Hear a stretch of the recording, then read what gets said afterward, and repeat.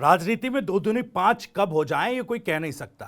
कुछ ऐसा ही राजस्थान की राजनीति में चल रहा है, क्योंकि राजस्थान में निकाय और पंचायत चुनाव की सरगर्मी है, क्योंकि अब पंचायत और निकाय चुनाव कराने की बात कही जाने लगी है। ये कहा जा रहा है कि भाई अब कभी भी जैसे ही नोटिफिकेशन चुनाव आयोग की तरफ से जारी कर दिया जाएगा और तब निकाय और पंचायत चुनाव के समय सारणी का भी खुलासा हो जाएगा। लेकिन उससे पहले राजस्थान की सियासत में क्या कुछ चल रहा है ये जरा समझिए। कुछ सवाल हैं, वो सवाल मैं आपको बता दूं। दरअसल आज पहला सवाल क्या है? पहला सवाल तो यह है कि निकाय चुनाव से पहले नरेश मीणा क्या कोई नया खेल करने जा रहे हैं? नरेश मीणा जो अंता उपचुनाव लड़कर तीसरे नंबर पर रहे थे, लेकिन दूसरे जो प्रतिद्वंदी थे बीजेपी के, उनसे बड़ा क्लोज मार्जिन से वो पीछे रहे। एक तरीके से कहा जाए तो टफ फाइट दी, लेकिन अंत उपचुनाव में हार के बावजूद अब नरेश मीणा अपनी सियासत को एक नई धुरी पर आगे बढ़ा रहे हैं। निकाय चुनाव से पहले बहुत कुछ हो रहा है। तो पहला तो ये सवाल कि भाई क्या नया खेला नरेश मीणा करने जा रहे हैं। दूसरा सवाल यह है कि राजस्थान की सियासत की धुरी पटियाला क्यों बन गया है? दरअसल पंजाब का पटियाला, आखिर इसका जिक्र राजस्थान की सियासत से जोड़कर क्यों किया जा रहा है? ऐसा क्या कुछ सामने आया है जो पटियाला का जिक्र हमको करना पड़ रहा है? तीसरा सवाल यह है कि बाप और आप में क्या खिचड़ी पक रही है, यानी कि बाप मतलब भारत आदिवासी पार्टी और आप मतलब आम आदमी पार्टी। बीएपी और आम आदमी पार्टी में क्या कुछ पक रहा है अंदर खाने, क्या कुछ खिचड़ी पक रही है? यह तीसरा सवाल है। और चौथा सवाल यह कि भाई बीजेपी भी तैयार, मजबूत कर रही डिजिटल हथियार। बीजेपी भी अपनी रणनीति को धार दे रही है। केवल विधानसभा चुनाव या लोकसभा चुनाव या फिर उसके बाद हुए उपचुनावों से इतर हटकर अब तैयारी निकाय और पंचायत चुनाव की है। और जिस तरीके से माइक्रो मैनेजमेंट में बीजेपी इस वक्त माहिर मानी जाती है, तो किस तरीके से माइक्रो स्तर पर जाकर निकाय और पंचायत चुनाव को जीतने के लिए मैनेजमेंट बीजेपी कर रही है, उसकी स्ट्रैटेजी किस तरीके से तैयार कर रही है वो आपको बताएंगे। लेकिन वीडियो में आगे बढ़े उससे पहले आपको बता दें, राजस्थान की राजनीति, उसके सटीक विश्लेषण और अंदर की खबरें दिखाने वाला स्पेशल शो इनसाइड स्टोरी के साथ मैं हूं भविष्य त्यागी। अब देखिए, नरेश मीणा का जिक्र हमने सबसे पहले सवाल में किया था। नरेश मीणा जो हाल ही में अंत का उपचुनाव हारे हैं, लेकिन उनके उत्साह कम नहीं हुए। वो अपनी ये बात कि उत्साह कम नहीं है भाई, ये अपनी बात पहले भी कह चुके हैं। लेकिन अब देखिए जिस तरीके से वो जनता के बीच जाते दिख रहे हैं चुनावी हार के बावजूद भी।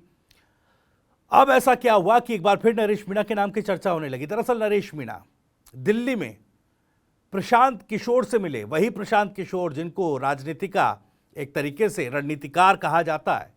प्रधानमंत्री मोदी बीजेपी के लिए एक तरीके से बड़े स्तर पर काम किया, रणनीतिकार के तौर पर भी, और पार्टियों के लिए भी काम किया और नेताओं के लिए भी काम किया, और बिहार का चुनाव भी लड़ा इस बार अपनी पार्टी बना करके। लेकिन बिहार में वो एक अपेक्षाकृत कामयाबी उनको नहीं मिली।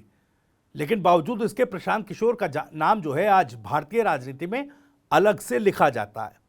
तो प्रशांत किशोर से नरेश मीणा की मुलाकात दिल्ली में हुई। नरेश मीणा ने खुद सोशल मीडिया प्लेटफॉर्म पर ये तस्वीरें मुलाकात की शेयर करी। अब जैसे ही तस्वीरें सोशल मीडिया पर आई तो जाहिर है सवाल उठने शुरू हो गए।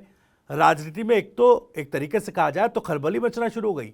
राजस्थान की राजनीति में आप पूछिए कांग्रेस नेताओं से, बीजेपी के नेताओं से, तो एक टॉपिक उनकी बातचीत में ये भी मिल रहा है कि भाई नरेश मीणा मिले प्रशांत किशोर से तो क्या बातचीत कर रहे हैं, क्या करने जा रहे हैं, अब क्या नया खेला करेंगे। अब देखिए बातचीत हुई है, अब इस बातचीत के मायने क्या निकाले जाए, क्योंकि नरेश मीणा तो राजस्थान में तीसरे मोर्चे की वकालत हर वक्त करते आए हैं। वो चाहे आरएलपी के जरिए आज़ाद समाज पार्टी जो चंद्रशेखर रावण की है, इसके अलावा बीएपी, आरएलपी, बीएपी, आज़ाद समाज पार्टी, इन तमाम पार्टियों के जरिए और इनको साथ ला करके खुद को इसमें एडजस्ट करके एक तीसरा मोर्चे को एस्टैब्लिश करने की वकालत नरेश मीणा करते रहे हैं।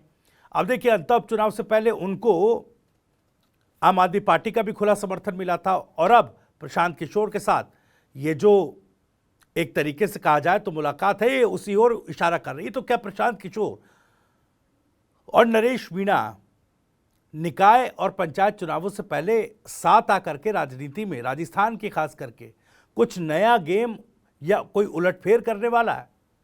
ये सवाल है। अब देखिए तीसरे मोर्चे का जब जिक्र आ रहा है तो कुछ इस तरह की बातें भी हैं, इस तरह की चर्चाएं भी हैं जो अभी प्रत्यक्ष तौर पर कोई कनेक्शन तो नहीं दिख रहा है, लेकिन राजनीति में कुछ भी कहना गलत नहीं है। दो तस्वीरें और हैं। नरेश मीणा ने दिल्ली में जब पीके से मुलाकात की और पीके के साथ तस्वीर अपनी सोशल मीडिया पर पोस्ट की, तो उसके बाद एक और नरेश मीणा का एक्सपोज जिस पर लोग सवाल पूछने लगे। वो पोस्ट कौन सा है? दरअसल नरेश मीणा पटियाला पहुंच गए, पंजाब के पटियाला। अब लोग पूछ रहे हैं पंजाब के पटियाला में नरेश मीणा क्या कर रहे हैं, हालांकि उन्होंने जो तस्वीर डाली है उसमें देखिए कोई ज़्यादा कोई राजनीतिक मुलाकात की कोई तस्वीरें नहीं हैं, लोगों के साथ हैं, समाज के बीच हैं और पौधारोपण करते नजर आ रहे हैं। तो फिर भाई इसमें राजनीतिक सवाल क्यों पूछ रहे हैं लोग कि पटियाला में क्या करने पहुंच गए, किससे मिलने पहुंच गए। लेकिन इस तस्वीर को थोड़ा साइड रखिए, दूसरी तस्वीर देखिए। बीएपी का रुख करते हैं, भारत आदिवासी पार्टी। बीएपी सांसद राजकुमार रौत भी पटियाला में है, यह गौर करने वाली बात है। हालांकि राजकुमार रौत जुडिशियल ऑफिसर शुभम गांधी के शादी समारोह में शिरकत करने पहुंचे। तस्वीरें उनकी भी देखिए, किस तरीके से उन्होंने भी तस्वीरें शेयर की हैं। अब देखिए पटियाला में दोनों नेता हैं, अलग अलग तस्वीरें पोस्ट की हैं। हालांकि क्या कोई डायरेक्ट कनेक्शन है, लोग सवाल पूछ रहे हैं कि भाई एक तरफ पीके से मुलाकात कर रहे हैं नरेश मीणा, फिर पटियाला पहुंच रहे हैं, राजकुमार रौत भी पटियाला में है किसी कार्यक्रम में, तो क्या कोई राजनीतिक कनेक्शन भी है क्या? लेकिन आप राजकुमार रौत की अगर तस्वीरों को ध्यान से देखेंगे, केवल शादी समारोह तक की ये पिक्चर नहीं, इस पिक्चर में एक बड़ा संकेत और संदेश भी है। पिक्चर को ध्यान से देखिए, दरअसल राजस्थान के स्पीकर कुलतार सिंह संधवा भी राजकुमार रौत के साथ पिक्चर खिंचाते शादी समारोह में नजर आ रहे हैं। तो इसलिए पटियाला का जिक्र बड़े जोर शोर से राजस्थान की राजनीति में हो रहा है। यानी कि देखिए आम आदमी पार्टी का एक वरिष्ठ नेता भी उस शादी समारोह में, शुभम गांधी जो जुडिशियल ऑफिसर हैं, उनके शादी समारोह में शामिल हुए। वहां पर राजकुमार रौत को भी निमंत्रण मिला, वो भी पहुंचे और इत्तेफाकन नरेश मीणा भी पटियाला में हैं। उस शादी समारोह में तो नजर नहीं आ रहे हैं, लेकिन जो तस्वीरें उन्होंने पोस्ट की उसमें पटियाला का जिक्र किया, पटियाला की लोकेशन उन्होंने डाली है। तो अब देखिए प्रत्यक्ष तौर पर अभी तक जो जानकारी मिली है कोई डायरेक्ट कनेक्शन तो नहीं है, लेकिन पटियाला का जिक्र इसलिए हो रहा है क्योंकि बीएपी के सांसद राजकुमार रौत और राजस्थान के उभरता हुआ नेता नरेश मीणा भी पटियाला में है। तो सवाल ये उठ रहा है कि बीएपी, भारत आदिवासी पार्टी, आम आदमी पार्टी, प्रशांत किशोर, नरेश मीणा, ये सब मिलकर क्या कोई नया गेम निकाय चुनाव से पहले करने जा रहे हैं? हालांकि इसका जवाब जो है वो आगे मिलेगा, लेकिन सवाल आखिर तक ये है कि महज ये संयोग है जो पटियाला का जिक्र हो रहा है, या फिर कोई राजनीतिक प्रयोग निकाय और पंचायत चुनाव से पहले राजस्थान में होने जा रहा है। अब बात करते हैं बीजेपी की। बीजेपी खासी एक्टिव है। भले अंतर चुनाव में बीजेपी को हार का सामना करना पड़ा, वसुंधरा के गढ़ में हार का सामना करना पड़ा, लेकिन बीजेपी के हौसले बुलंद है। बीजेपी ने अपनी तैयारियां नए सिरे से निकाय और पंचायत चुनाव के लिए शुरू कर दी है। दरअसल देखिए, एक तरफ मुख्यमंत्री ने अब मोर्चा संभाल लिया है। अब मुख्यमंत्री किसी प्रशासनिक दबाव में नहीं, ऐसा वो एक तरीके से प्रोजेक्ट करने की भी कोशिश कर रहे हैं और उस तरीके से काम भी कर रहे हैं। जिस तरीके से पूर्व सीएस जब तक थे, जब तक उनको डेपुटेशन पर वापस दिल्ली नहीं भेजा गया, तब तक राजनीतिक कामकाज जो मुख्यमंत्री का था वो ओवरशैडो कहीं ना कहीं सीएस जो हैं सुधांशु पंत वो कर दिया करते थे। इस तरह के आरोप या इस तरह की बातें उनके लिए कही जाती थी। अब इस ओवरशैडोइंग में हर बार एक कमजोर मुख्यमंत्री के रूप में विपक्ष उठा करके भजनलाल शर्मा को प्रोजेक्ट कर देता था, लेकिन अब निकाय और पंचायत चुनाव से पहले पूरी तस्वीर बदलने की कोशिश मुख्यमंत्री भजनलाल शर्मा कर रहे हैं। आप देखिए, एक संगठन मंत्री परिषद के सदस्यों और विधायकों की बैठक ली और यह बता दिया साफ तौर पर, सबको निर्देश दे दिया गया कि 2 साल का जो कामकाज है इसको लेकर जनता के बीच जाओ, जनता को बताओ कि जितना काम 5 साल में नहीं हुआ गहलोत की सरकार में, उससे ज़्यादा काम तो हमने इन 2 साल में करके रख दिया। अब देखिए, हर एक मंत्री, हर एक विधायक जो है, बीजेपी का हर एक नेता जो संगठन से जुड़ा भी है, वो ये कह रहा, देखिए एमओयूज जितने हुए पूर्व की गहलोत सरकार में, उससे ज़्यादा तो हमने यहाँ पर इम्प्लीमेंट कर दिया। 7 लाख करोड़ का इन्वेस्टमेंट जो आया उसको क्रियान्वित कर दिया। ये तमाम दावे किए जा रहे हैं और हर एक नेता एक ही लैंग्वेज, एक ही स्क्रिप्ट पढ़ता बीजेपी में नजर आ रहा है। लेकिन अब मुख्यमंत्री निकाय चुनाव से पहले एक्टिव है। उन्होंने मंत्री परिषद के सदस्य और विधायकों की बैठक ली और कहा कि भाई ये कामकाज जो निकाय चुनाव से पहले, पंचायत चुनाव से पहले कामकाज का पूरा ब्यौरा जनता तक पहुंचाइए। आप देखिए इसी कार्यक्रम में जन सुनवाई भी हो रही है। हर एक नेता जन सुनवाई कर रहा है, समस्याएं सुन रहा है, संगठन के लिहाज से कार्यकर्ताओं की जो नाराजगी है उसको दूर करने की कोशिश कर रहा है। आप सुनिए, उप मुख्यमंत्री ने बीजेपी हेडक्वार्टर में यूडीएच मंत्री झाबर सिंह कर्रा के साथ कार्यकर्ताओं की समस्या सुनी। वो क्या कह रही हैं, जरा सुनिए आप। मैंने आपको बताया कि अलग अलग प्रकार की समस्याएं, कुछ डिस्ट्रिक्ट लेवल की थी, कुछ और थी, मतलब सारी ही अलग अलग डिपार्टमेंट से रिलेटेड थी। कुछ मेरे डिपार्टमेंट से थी, हमारे माननीय खर्रा जी भी, मंत्री जी भी यहाँ पर हैं, उनसे उनके डिपार्टमेंट से रिलेटेड भी थी। ऐसी अलग अलग आई है। उनका समाधान मैंने आपको कहा कि हम लोग सब कलेक्टिव रूप से निकालने का प्रयास करेंगे और संबंधित मंत्रालय और अधिकारीगण से भी बात की हम लोगों ने और उनको लेटर भी लिखेंगे और इसको फॉलो अप करते रहेंगे, क्योंकि मुझे लगता है कि समाधान रेगुलर फॉलो अप से ही पॉसिबल है। तो उसके लिए भी हम लोग एक प्रोसीजर बनाया हम लोगों ने। संगठन के जो हमारे पदाधिकारी हैं वो भी मेरे साथ वहां पर उपस्थित थे। वो लोग भी फॉलो अप करेंगे कि ये समस्या सामने आई है, इसका फिर एवरी 2 डेज उसका फॉलो अप होगा ताकि उसका रिजल्ट निकले। क्योंकि समस्या हम लोग तो ले लेते हैं, उनका ज्ञापन भी ले लेते हैं, लेकिन उसका रिजल्ट निकलना चाहिए। जरूरी नहीं है 100% हर चीज पॉसिबल है, नहीं हो सकता। कई चीजें ऐसी भी आती हैं जो पॉसिबल नहीं हो पाती, लेकिन एटलीस्ट उस व्यक्ति को संतुष्ट करना जरूरी है कि आपकी ये प्रॉब्लम थी, इसका हमने ये हल निकाला, और ये प्रॉब्लम है जिसका हल हम लोग नहीं निकाल पाते क्योंकि कई टेक्निकल रीजंस भी होती है।